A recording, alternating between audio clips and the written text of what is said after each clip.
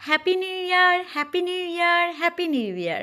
2025 সালে শুরু হয়ে গিয়েছে, আর আমি ঐশী নওরিন আপনাদেরকে 2025-এর শুভেচ্ছা জানিয়ে শুরু করতে যাচ্ছি এই বছরের প্রথম ব্লগটি। সবাই কেমন আছেন? আলহামদুলিল্লাহ, আমি ভালো আছি। তো আজকে যে 31st নাইটটা ছিল, এই 31st নাইটে আমাদের একটা দাওয়াত ছিল, যেখানে আমরা গেস্ট হিসাবে এসেছিলাম বারবিকিউ পার্টি করতে। এটা ছিল আমাদের জন্য একটা আলাদা অনুভূতি।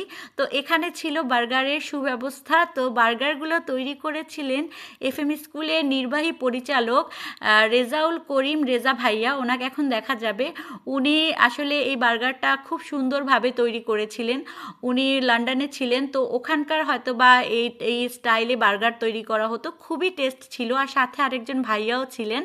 তো এখানে আছে আরও মাছ আছে, মাংস আছে, ফুলকপি আর আলু আছে। তো এফএম স্কুলের টিচাররা এই আয়োজনটা খুব সুন্দরভাবে করেছিলেন। এখানে বাচ্চাগুলো খেলছিল, আমরা যারা যারা এসেছিলাম সবাই খুবই এনজয় করেছিলাম এই প্রোগ্রামটা। 31st নাইটে আমাদের অন্যান্য আর কিছুই করা হয়নি, শুধুমাত্র আমরা এখানের এই পরিবেশটা এনজয় করেছিলাম। এই যে যাদেরকে দেখা যাচ্ছে এরা হচ্ছে হোস্ট। তো আজকের এই প্রোগ্রামটা এমনভাবে হয়েছিল যে আমরা বাসায় যখন বারবিকিউ করে থাকি তখন দেখা যায় যে বারবিকিউর যে আইটেমটা হয়ে গিয়েছে সাথে সাথে খেয়ে ফেলি, কিন্তু এখানে হয়েছে এগুলোকে আমরা হটপটে রেখে দিয়েছিলাম, সব একত্রে করে তারপরে খেয়েছি। যে আমাকে দেখা যাচ্ছে আমি খুব মনোযোগ দিয়ে তাদের কাজ দেখছিলাম। আর এখানে ম্যাডামরা গানের কলি খেলছিল। তো চলেন দেখা যায় তারা কি সুন্দর করে গানের কলি খেলে, এটা আমরা একটু এনজয় করি আপনাদেরকে নিয়ে।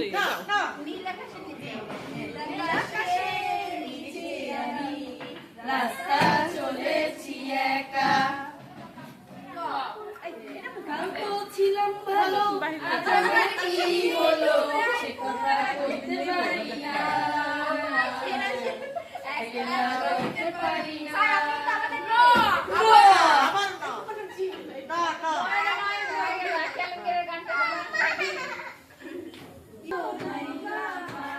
তোমায় ভালো এসেছি সামিয়া রে সামিয়া কলিলা কারিয়া আমারে ভালোবাসিয়া ওই দেখ আমরা ঠিক আছে আমরা করব জয়, আমরা করব জয়। সবার প্রথমেই বাচ্চাদেরকে খাবার দিয়ে শুরু করা হয়, কারণ বাচ্চারা মাঠে খেলাধুলা করে অনেক ক্ষুধা লেগে গিয়েছিল বাচ্চাদের। তো যারা বাচ্চারা খাচ্ছিল এখানে তাদেরকে দেওয়া হয়েছে, আর যেসব বাচ্চারা একা খেতে পারছিলেন না তো ওই সব বাচ্চাদেরকে ওদের মায়েরা খেতে সাহায্য করেছিলেন। খুব সুন্দরভাবে বাচ্চাদের প্রত্যেকের প্লেটে একই টাইপের আইটেম দেওয়া হয়। আমার মেয়ে একটু দুষ্টামি করছিল, আমাকে দেখাচ্ছিল কিভাবে খেতে হয়। তো অন্যান্য বাচ্চারাও খুব মজা করে খাচ্ছিল, ওদের মা খাইয়ে দিচ্ছিল। আর যারা না খেতে পেরেছে আমার মতো এইভাবে প্যাকেট করে নিয়ে গিয়ে